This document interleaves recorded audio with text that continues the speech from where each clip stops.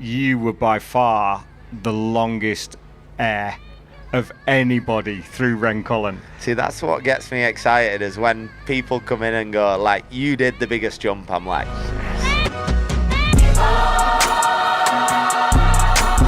if I'm having fun and got a smile from ear to ear, I'm also riding fast, but it doesn't feel like it to me. Like, I'm just messing around. Like, what?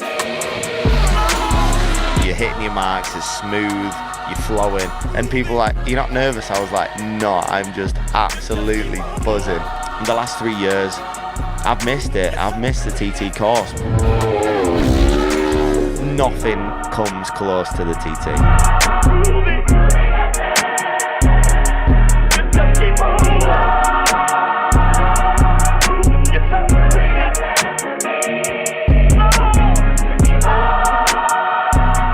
Hello and welcome to Off Track, powered by Rich Energy. I'm your host, Dave Neal, and I'm absolutely delighted to say Milenko by Paget's Racing Honda. Davey Todd, welcome back to the show, mate. Cheers, mate. Thanks for having me again. Absolute pleasure. The sunshine's here. We've got people across the way watching in. TT grandstands there, and life looks good, mate. Oh, mate. Things don't get better than this. Isle of Man TT paddock. The sun is shining. Oh, good company, I'll give you that. Good company. Thanks. First TT podium yesterday. I am on a high right now. You look absolutely knackered, I've got to say. You look drained. I felt drained. Everybody's asking me, obviously following a TT podium, everybody's asking me how the head is this morning. Honestly, all right, because I didn't go out, believe it or not, which is honestly weird for me, following a good result.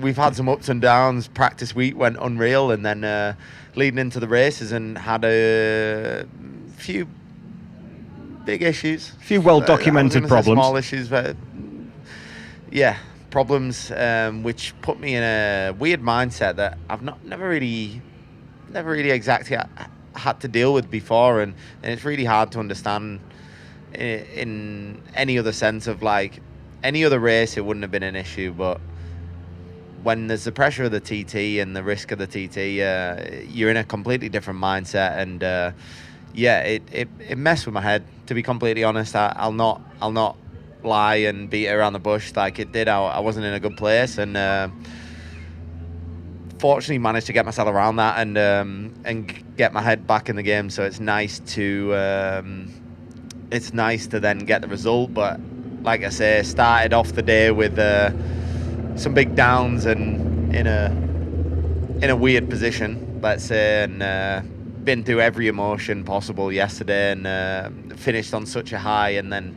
honestly went for some food with my teammate Connor and Glenn Owen and the girls and stuff like that, and honestly was finished. Everybody was asking me, am I coming out after, and I just went to bed.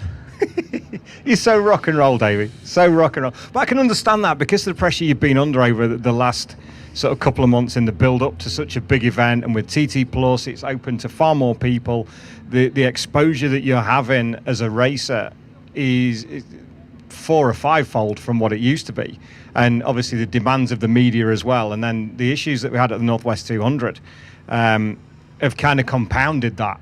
But let's look on the positive side of the Northwest. What a fantastic week you had there.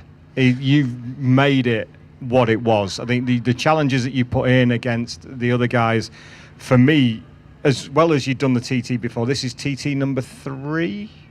So almost a coming of age for you, because you've been building, but then to come to the Northwest and the promise that you have actually proved that it was genuine. It wasn't a flash in the pan, it was building right, and then to come here and do what you're doing. Tell us about the Northwest. Talk to us about that first. Yeah, so the Northwest, I don't know. I'm going to say I didn't expect it.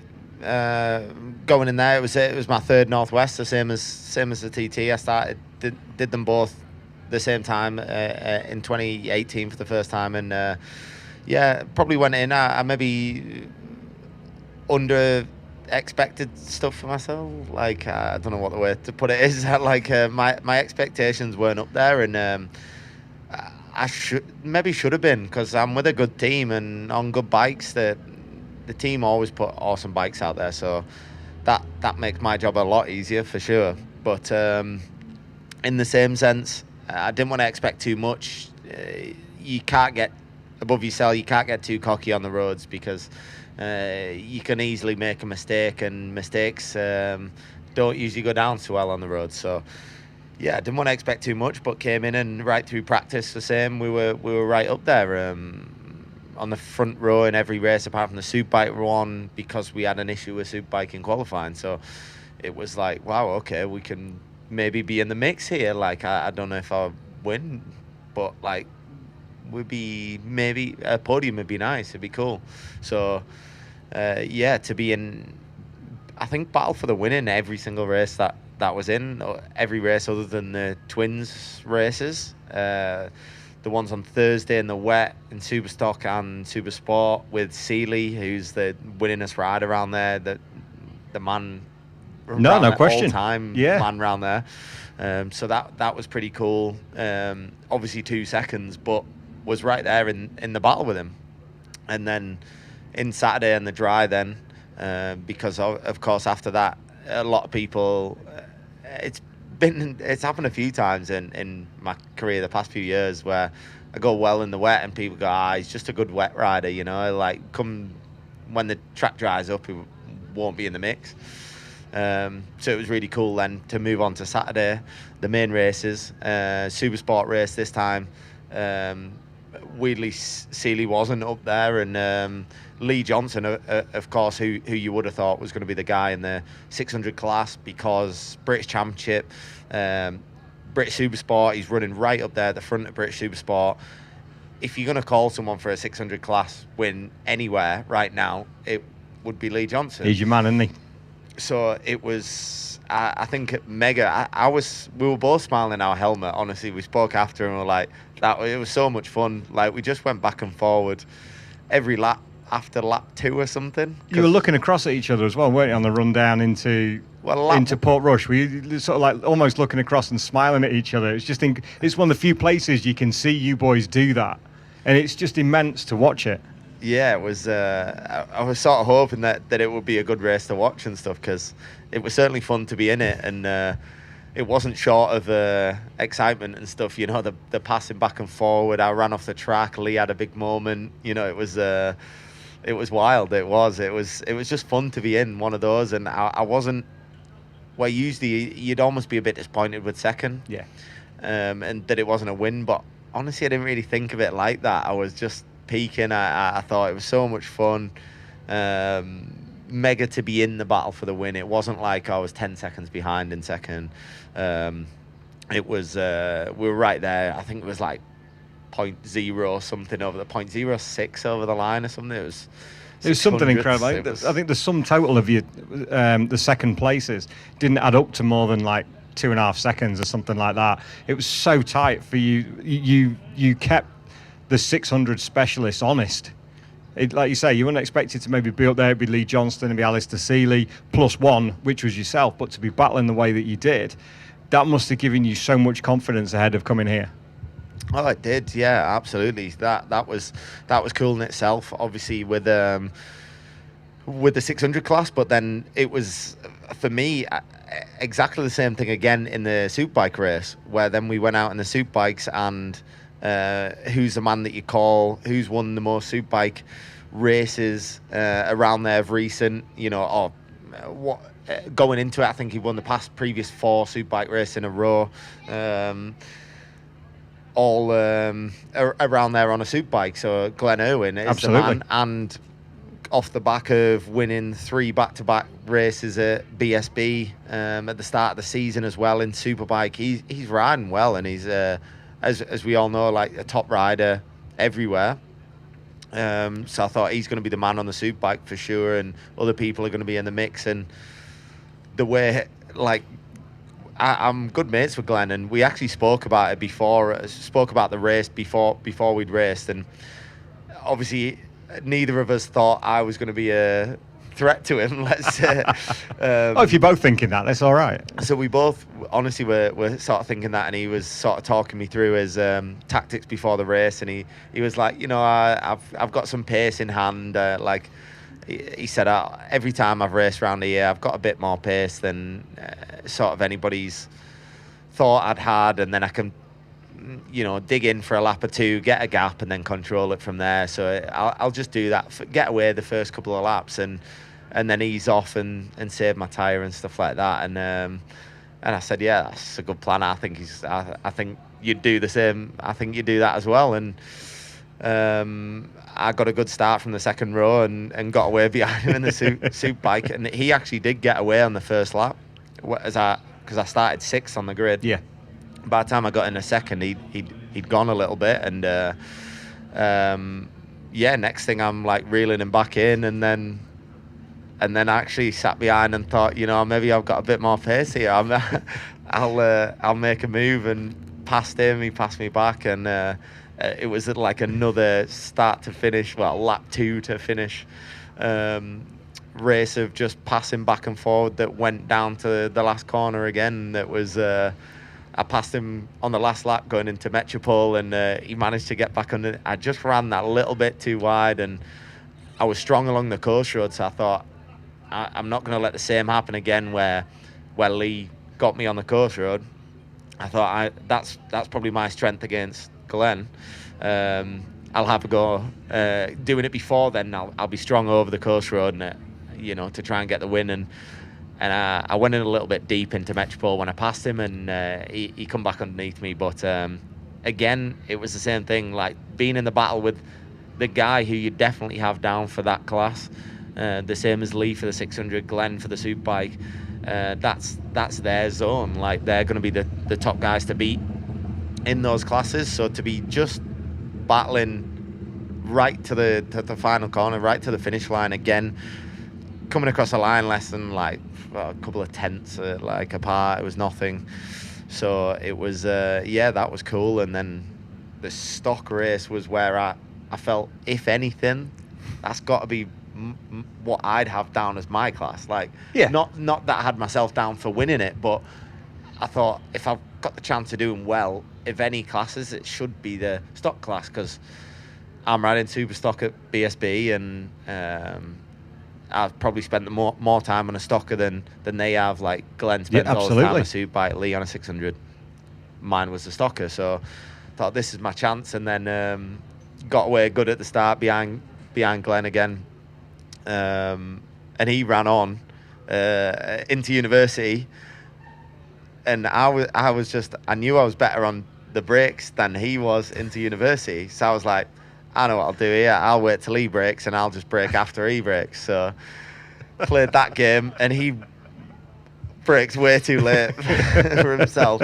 So then I braked way too late, and neither of us got stopped. He went straight down the road. I had actually tipped in because I thought I'll still make the corner, and then I wasn't going to make the corner. So I actually then didn't even go straight down the road. I ran into the field. How I didn't crash, I don't know. Motocross experience, probably. Maybe. Yeah, it's like weather riding. That's what it is. And then got it turned around, just the bike turned around in the field without crashing, and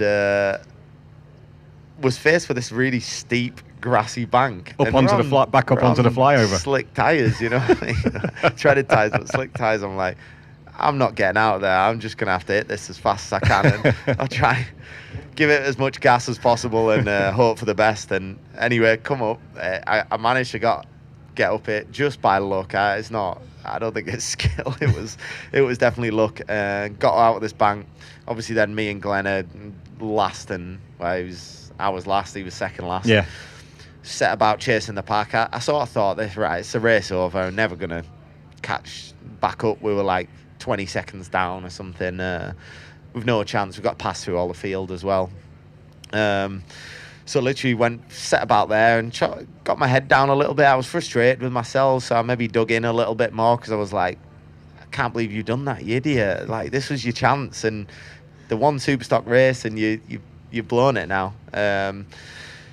So then, got my head down, and before I knew it, 3 laps in, I was in second place, and broke the Superbike lap record on my stocker, and was catching Seeley like at a big rate, 4 seconds a lap. I think I was quicker than him. I was like, I can't believe it. Like, this has gone so much better than like, I can't believe I'm back here already. I'm finally going to get this win that I've been trying to get all week. I've had 4 second places. This is it. This is got my win.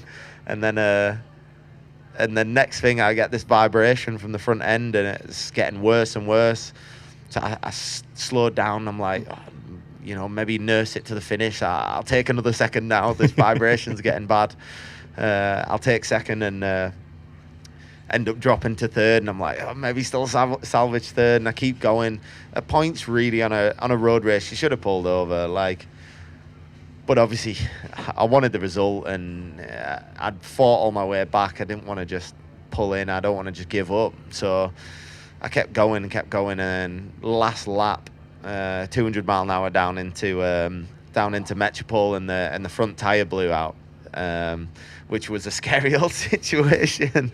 I can't even begin to imagine what that feels like. Scary old situation, yeah. My ass nipped a little bit. Yeah, making little buttons out of the seat. Oh, yeah, wow. I don't want that to happen again.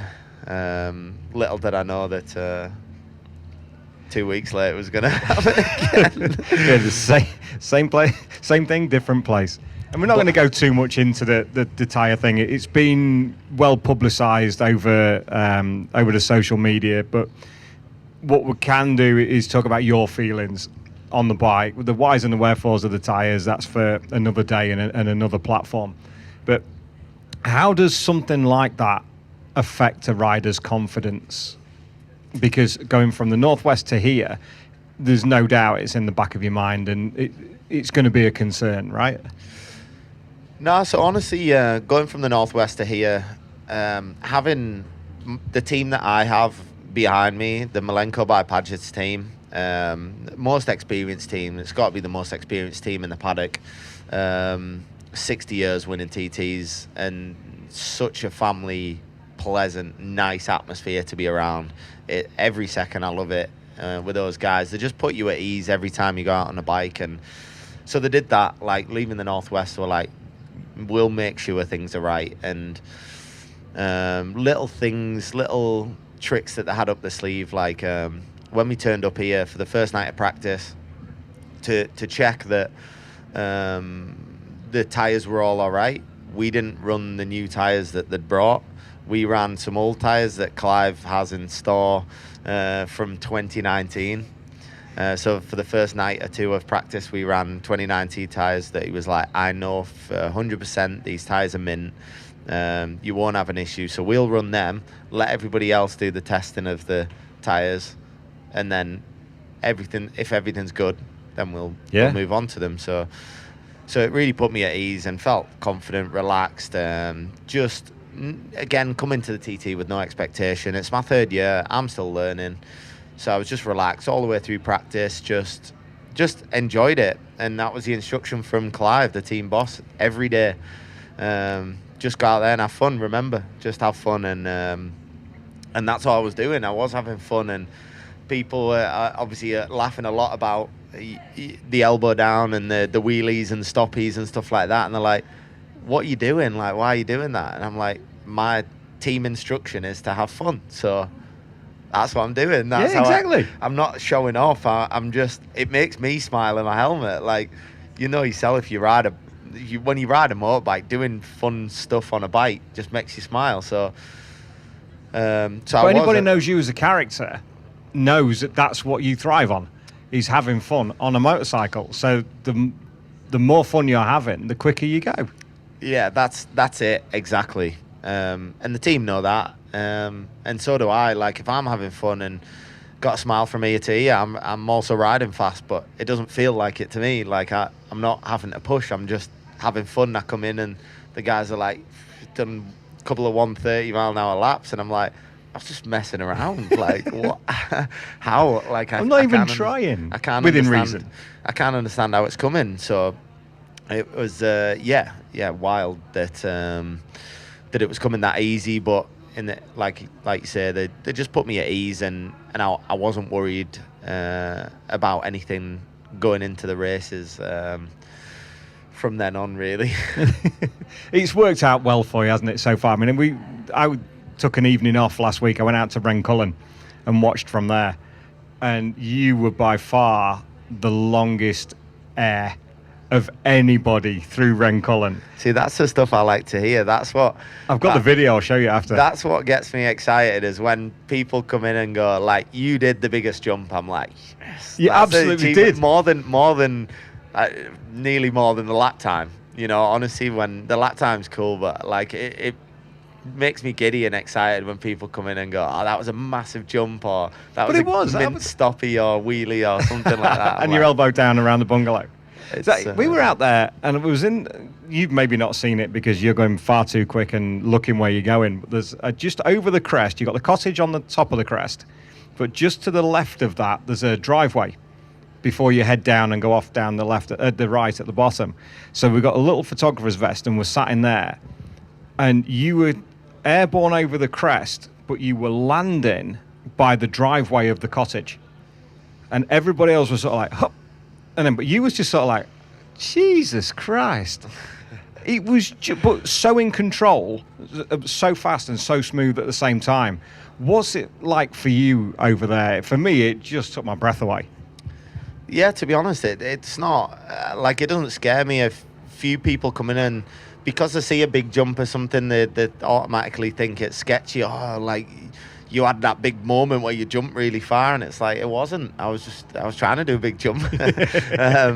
I think it's just from growing up racing motocross my whole life, and still do now. Like, motocross is where I come from, so doing jumps, I feel comfortable. I feel at home doing that sort of thing. Maybe on a different sort of bike usually, but usually dirty.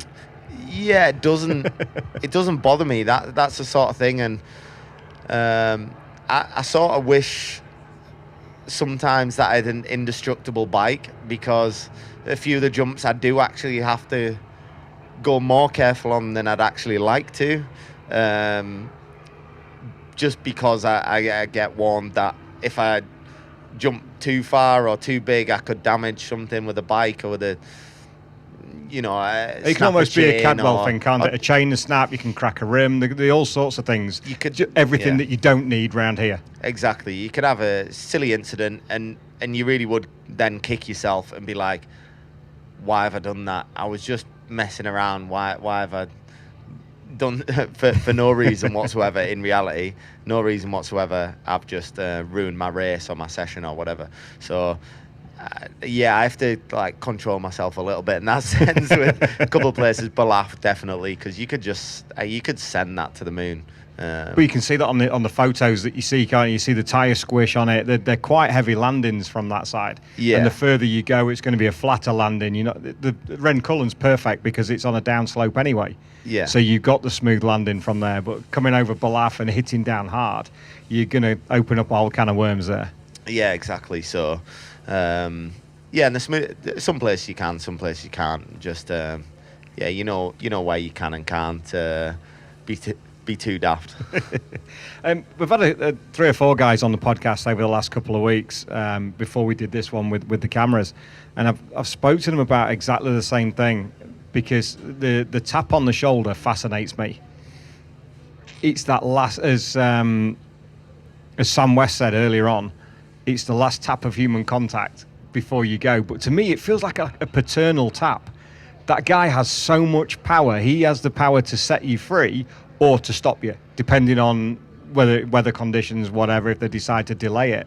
He has ultimate control of where you go. When you go through that first barrier and you leave the mechanics behind and you're paddling the bike down to the start, what's going through your mind at that point?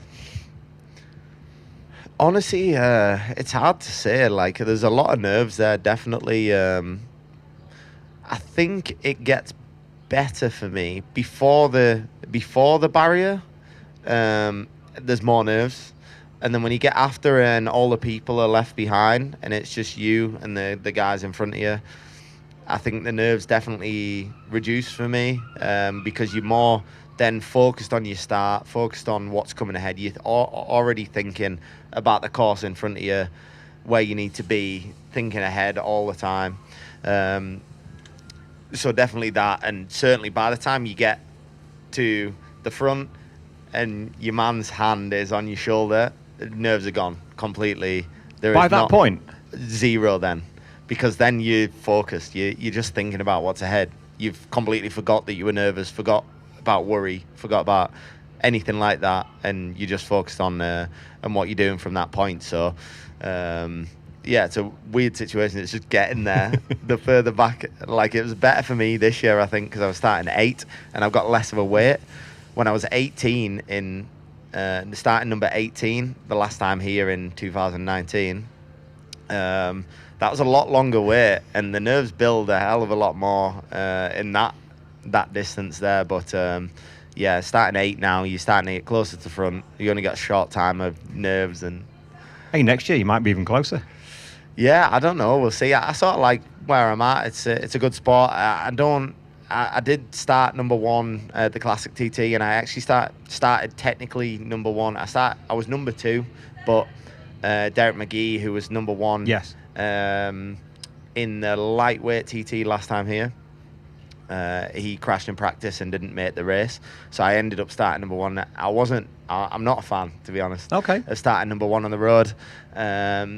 I've never seen so much wildlife around the course as when you start number 1. Because obviously you're the person that scares out all the birds and all the animals out the hedges and stuff like that. So you get, in that first lap, you see a lot of wildlife, and it's it's not for me. Off-putting for me. You got a clear road, but it's not. It's not. It's not the dumb thing. Not that clear. Yeah, I'd rather that. Yeah, let somebody else go and take that first. So talk to us through the week so far. We're on we're Wednesday today. We've had a couple of races with a little bit of success. Is it Tuesday today? I hope so. Is it Tuesday? Otherwise, I've got a race. Mate, I've been here for the last 12 days. Tuesday, I have innit? no idea what day it is. Good job. I think I'd miss a Supersport race. Yeah, I think too they're if moving it to Wednesday. Thursday anyway. I won't worry about it. You're fine. No, Tuesday. Yeah, I've got far more days left here than I thought I had. There you go. That's Jesus. Feels like I've been here a fortnight already. We're Tuesday here at the TT. We've had a couple of races already. Talk to us about the races you've had so far. Yeah, so like I said, practice week went unbelievably, like so much beyond my expectation. Again, just having fun out there, enjoying it, and doing my fastest laps I've ever done by quite a bit. Broke into 132 mile an hour laps in practice, which was like, again, just felt easy. Like it sounds crazy saying it, but it felt easy. Kind of how it should be. Is the feeling I get from the fast guys at the front. When you're on your roll, it kind of is. Yeah, when it's going well, it's just you're hitting your marks, it's smooth, you're flowing. When you actually start pushing, I think you probably go slower. Like, I've not really done the whole pushing thing, but I think you do have to ride it different and flow, and that's where you make your time around here. So yeah, that all went really well. Like, confident with all the bikes. I was really happy with everything, and then got away good at the start. The first Superbike race was running like top 3, in around top 3, second for a lot of the first lap, maybe second or third or whatever, and on the second lap, and had my tyre delaminate tyre issue in the second lap, which was disappointing. Obviously had to retire because of that. So from that moment on, it was obviously really disappointing, because the big bike race is my favourite. The 6 lappers as well. I'm as fit as anybody. So, like, the more laps, the harder it is, the better. So they were the ones that I'm like, I feel suit me better, let's say. So yeah, disappointed about the result, obviously, with that, but I was like, look, we'll move on. We've got plenty more races to go. But then obviously from that moment on, for the next 2 days, nobody was like, oh, you were going well in second place, or you're going well in the top 3, you're riding well, looking forward to seeing you in the rest of the races. All anybody said was, what are you doing about tyres now? And I'm like, well, just gonna carry on. We'll not have issues, and stick to the plan. Oh well, I wouldn't do that. I wouldn't. So, like, all people who don't know, like who you know, have no experience or know nothing about it, but when you get asked it 200-300 times in a couple of days, it starts to work its way into your brain a little bit. It can't not. And it honestly did, and I'll hold my hands up and say that it did, because then in that super sport race yesterday, by the time I got out there, then every bump I went over, every time the back end slid out a little bit, because I was like, I'm still not going slow, but I wasn't riding as myself.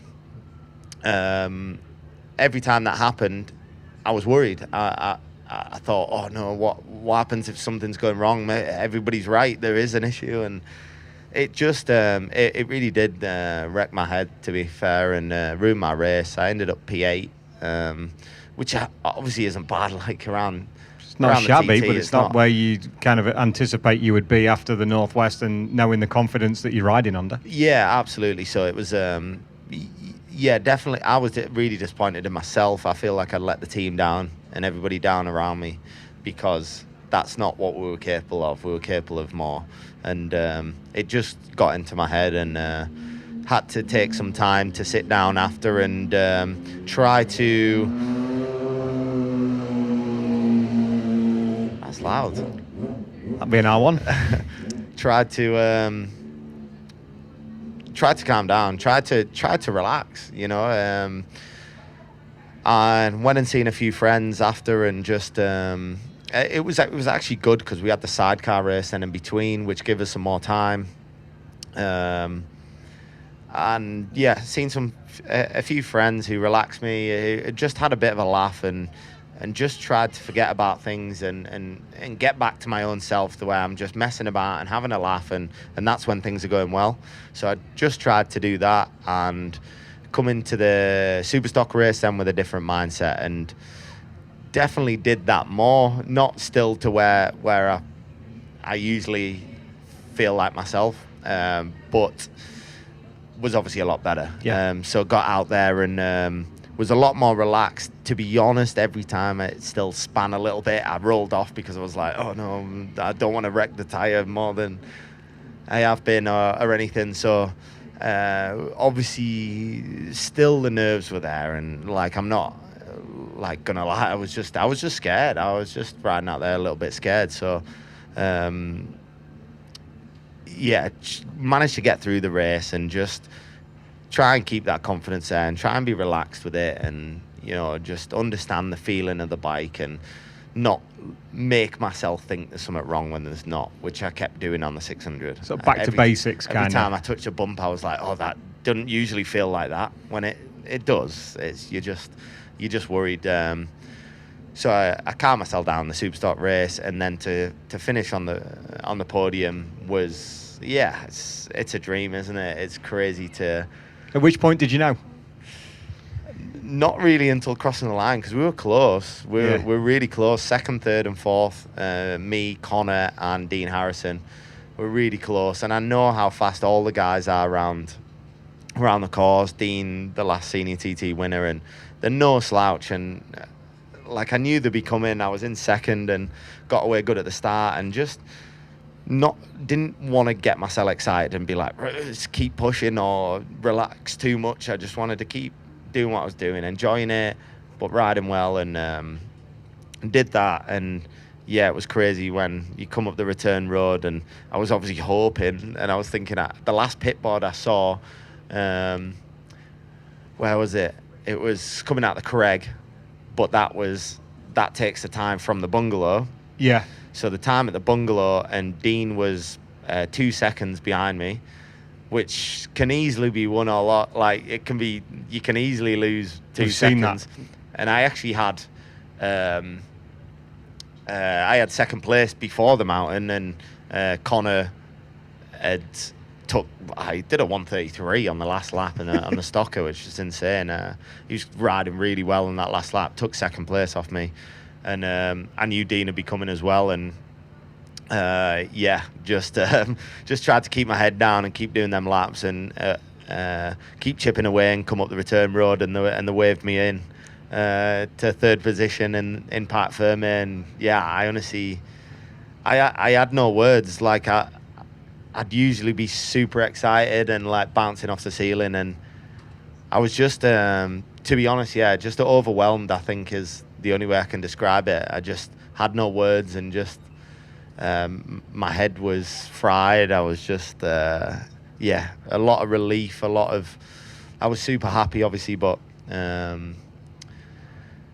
just... You're still struggling a bit now, aren't you? Overwhelmed with it. Just to process it and bring I it honestly to... am. It still hasn't sunk in properly, I don't think. Yeah, it's still keep saying that. A TT podium finisher, that's like, it's insane, isn't it? It's deserved.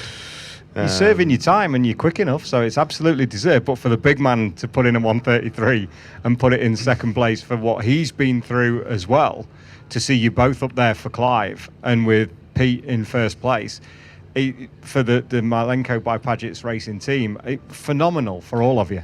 Unreal for the team. Like you said, to get second and third on the podium. Obviously, the team want first and second. Of course, not they second do. and third. Everybody, that's why you're here. After the first couple of races, you know, it was really good, and I think the team were really happy with that, because, you know, we both retired out the first race, and then we were like 7th and 8th in the second race.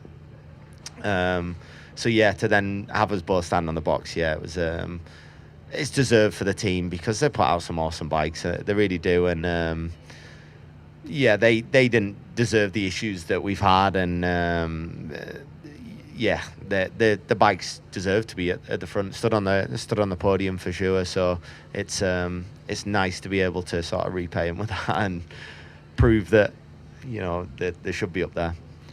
Coming into Parc Fermé is one thing, and taking the adulation of the team and the fans and the crew that are in there, but what's it like being stood up on pit lane, up on the grandstand, up on the podium, looking up at the grandstand? What was that like?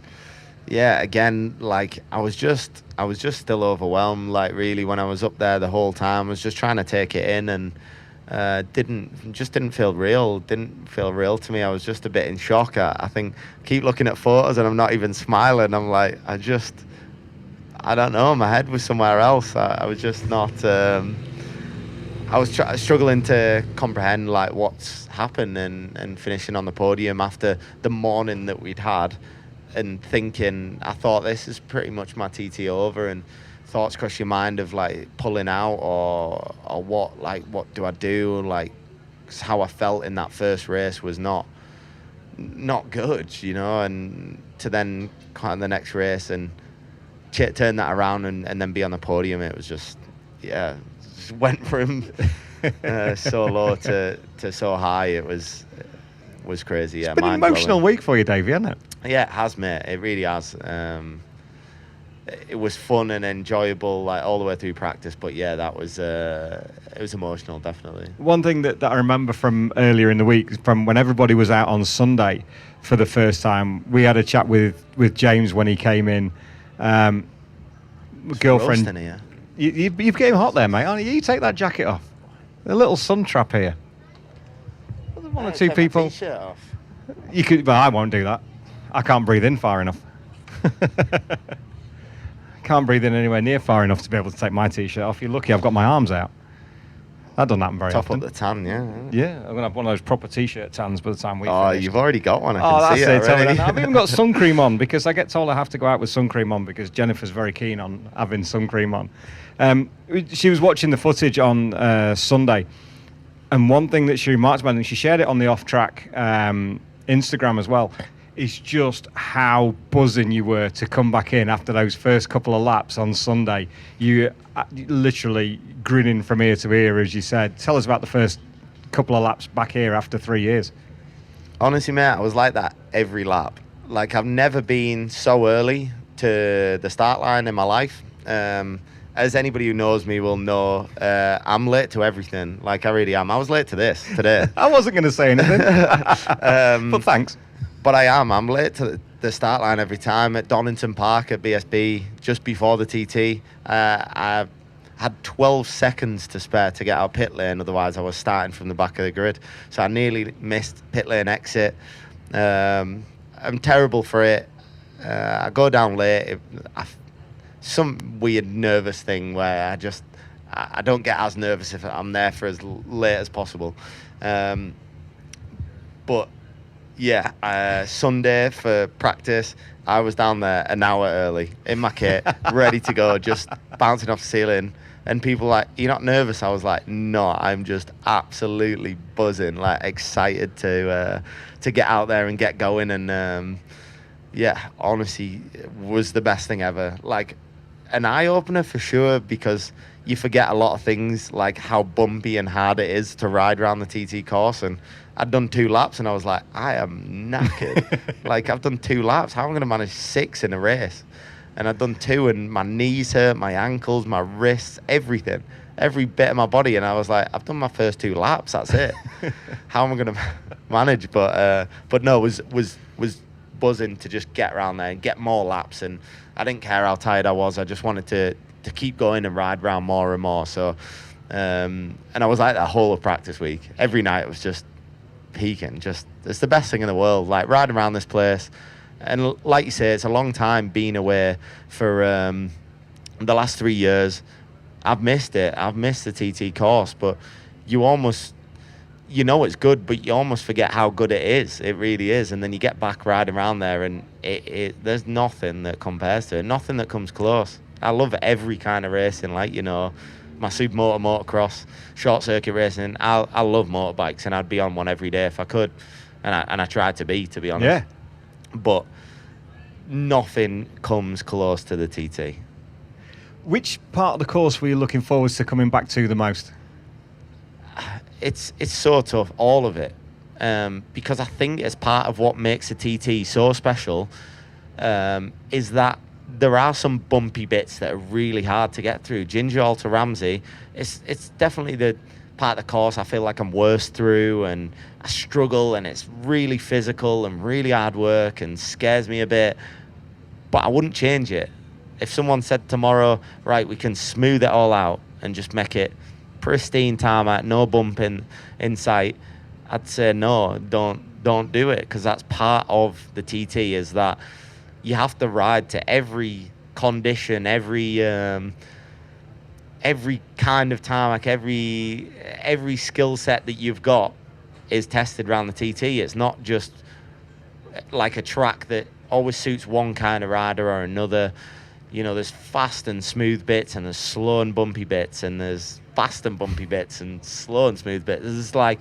There's trees, there's walls, there's curbs that stick out, like there's broken up bits of tarmac, there's new tarmac. There's so much that you have to take in around the course, and that's part of what makes it what it is.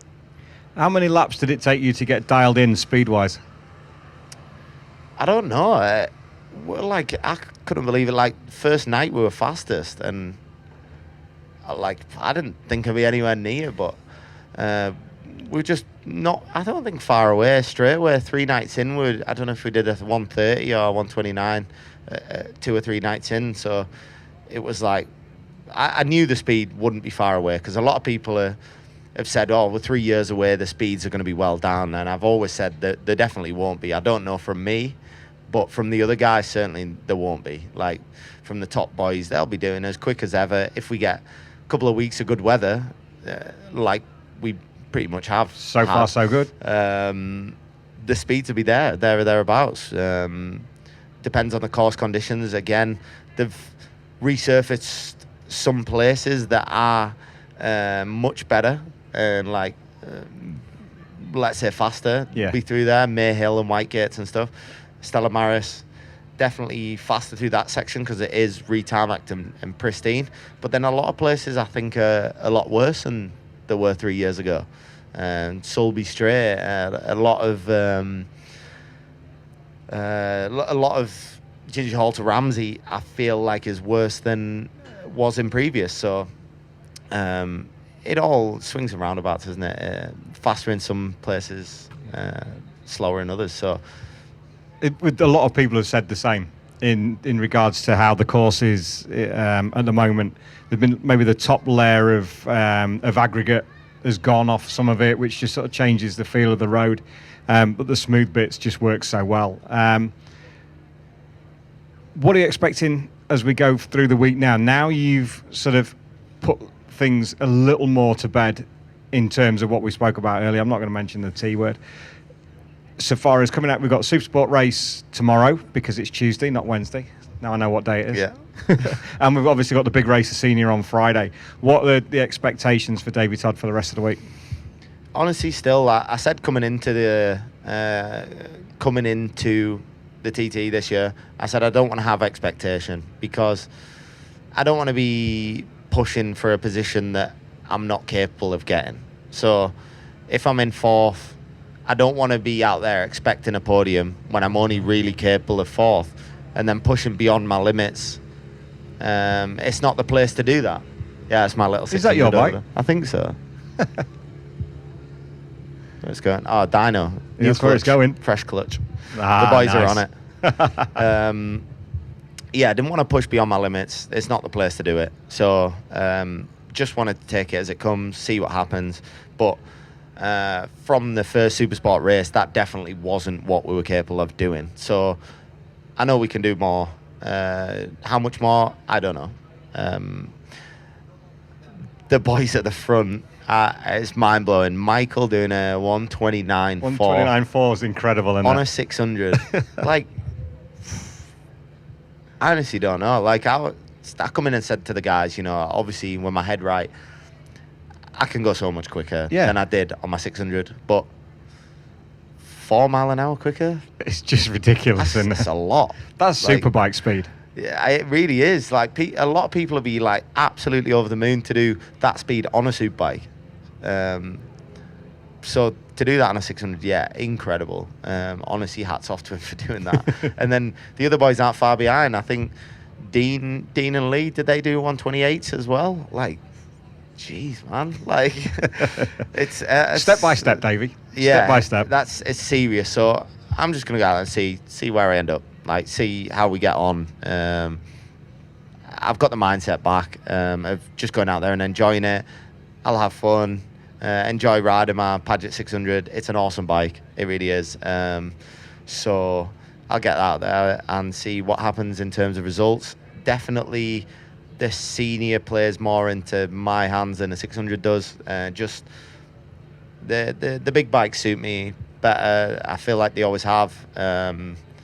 I don't know if it's a style thing or what, but I just prefer the big bikes. And all practice week we're going really well on the super bike. Super happy with it. Believe it or not, somehow they make it faster, but it's easier to ride than my stocker. So I don't know how that's possible, but it is. So it's faster and easier to ride. That's TT magic, that. Which it's Clive Paget magic is what it is. So I'm really excited for the senior because I only got a lap and a half on my superbike last time, and we were in the running for a podium. You were, yeah. Obviously, that'd be awesome. I would love another podium. You might be able to enjoy this one more. Well, not enjoy, but be in the moment a bit more. Yes, yeah, absolutely. So, not expecting, but we'll see. From the pace in practice, we can't be far away, but Connor, I'm not going to say he was nowhere, but he wasn't doing anything like what he was doing, and a lot of people were like writing Connor off, and me knowing him well and the team knowing him well, they were not worried, and they're like, come race day, Connor will be there, and that's one of those things. Same as Michael Dunlop as well. There's so many guys. Dean and Hickey are obviously going to be there or thereabouts, and you can never write off John and Hillier and so many top guys, isn't there? Like, so many top boys in the mix now that it's honestly hard to call. I think there's a huge amount of experience in there, isn't there? And you're one of the youngest riders amongst them, if not the youngest rider amongst them. As those guys come to retirement, you are the future of the TT. You are going to be taking on that mantle at some point, in my eyes anyway. The future belongs to yourself and the younger riders coming through. How do you see the future for you? Do you prefer the Paget's family vibe more than a factory vibe, or do you take what opportunity comes for Davey Todd? Yeah, honestly, I'm just learning all the time as far as like teams go and everything. But definitely, I've never been happier with a team than I am right now. The every inch of that team is brilliant. And you don't win TTs for 60 years for no reason. They build awesome bikes. The guys have been doing it a long time. They know what they're doing, but also they know how to get the best out of you as a rider, because the relaxed atmosphere and no pressure is awesome. Like, before that Superstock race, I don't know how many times he said it, but Clive's like, remember what I told you. What did I tell you? What did I tell you? And I'm like, to have fun. He's like, remember, have fun. Like, just go and have mantra. Just go and have some fun. And like, there's like, you can't ask for any more as a rider. Certainly for me, I need that. Like, I need to be having fun, enjoying myself to be going fast. So he definitely gets the best out of me for sure. And yeah, like I say, I've never been happier with the team. So who knows for the future. There's a lot of other things that are in my goals, in my sights at the minute. Of obviously TT is a main goal, but short circuit racing as well. I don't want to be classed as just a road racer, because I've been waiting for an opportunity to finally prove that I can do short circuits as well. And finally this year, again with the team, the Paget's team, giving me that opportunity to have a go at short circuits. We're in the mix. We're top 3 in the championship in Superstock. That's loud. We always pause for the twins going past. You can get away with anything else, but the twins you don't get away with so much. But let's talk about, before we wrap it up, you're a busy man, you're in demand, and you've been in demand, so it'd be nice for you to have a bit of a rest. Let's just quickly touch on the British Superstock Championship. Your teammate's in the awning with you. He was there at the Northwest 200. Nobody can understand the word he says, but his presence is felt. Lewis Rollo in there with you. Mate, he's certainly got a job if he don't want to race motorbikes anymore, which he's not going to stop, because he is bloody fast. Like, but yeah, he's an awesome like contribution to the team in that sense of like, he come to the Northwest, he's come to the TT, and he's like flat out. He's ran off his feet, and he loves it. He loves being a part of it. I think he feels that family atmosphere of the Paget's team and wants to be a part of it. And you know, he's definitely part of the Paget's family now, and it's great as well for me and him. I think in Superstock now we can really work together, and we do work together, where a lot of teammates don't, and they don't want to work together, don't want to give away their own little secrets or whatever. And you know, that suits some people. But right from the start of the year, we've gotten well. We've known each other a lot of years and battled against each other years ago when I raced Superstock 600. And right from the word go, we sort of spoke about it, and we're like, we want to work together. We want to help each other. We want to do the best that we can if we can do that. And definitely already this year, we've both helped each other in different ways, and it only benefits us both. So it's a great atmosphere in that sense to be in as well. It's been going really well. Lewis is fast too, and not had so much a chance to show his potential. Had a couple of instances and crashes and that, but he's got the speed. Like, he's going to be up there definitely for the rest of the year. And I hope I can be a little more relaxed after the TT, going back to BSB. Not that I ever want to leave the TT, to be honest, and I don't want it to be finished. I want it to go on for the rest of the year. But when we do leave the TT, I feel like I can go into the BSB with a different mindset, in the sense of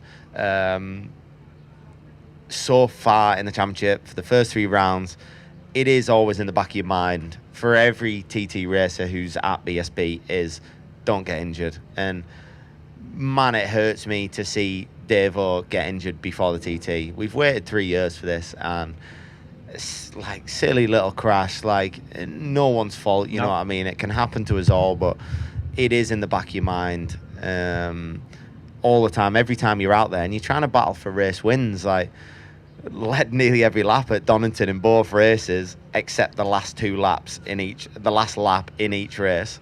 But it's still in the back of your mind that you probably would have had to go back in any other situation. You'd have had to bite the screen and have a go for that win. It's exactly what I was just about to ask. Had it not been the TT the following week, would it have been a different result? You never know. Or You honestly never know. Would the potential have been there for a different result? I definitely feel so. Where immediately in my mind it was like, okay, we'll settle for second. Like frustrating, gutted not to get the win, but I'll take second. Where I think most racers wouldn't, and certainly when the TT's done, I won't be settling for second. It's a long championship and we need to be consistent. Of course you do.